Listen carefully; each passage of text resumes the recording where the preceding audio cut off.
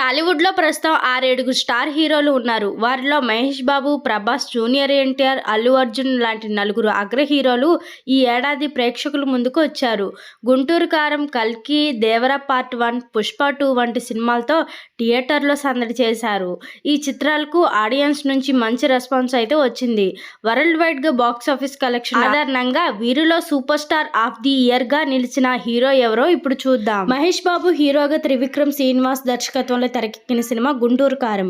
ఈ ఏడాది ప్రారంభంలో సంక్రాంతి సందర్భంగా థియేటర్లోకి రిలీజ్ అయిన ఈ చిత్రానికి శ్రమ స్పందన లభించింది. అయితే టాక్తో సంబంధం లేకుండా మహేష్ బాబు స్టార్ పవర్తో బాక్సాఫీస్ వద్ద మంచి వసూలు చేశారు. 10 రోజుల్లోనే 230 కోట్ల గ్రాస్ రాబట్టినట్లు మేకర్స్ ప్రకటించారు.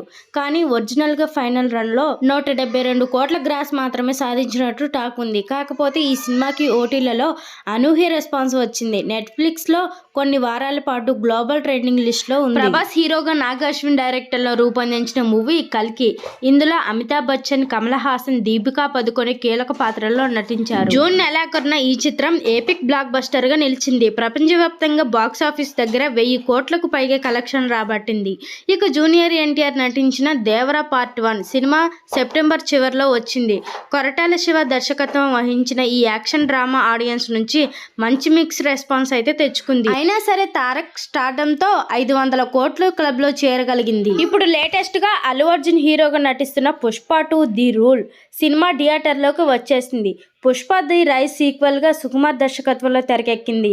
భారీ అంచనాల నడుమ విడుదలైన ఈ సినిమా ఊహించనట్లుగా బాక్సాఫీస్ ను రూల్ చేస్తోంది.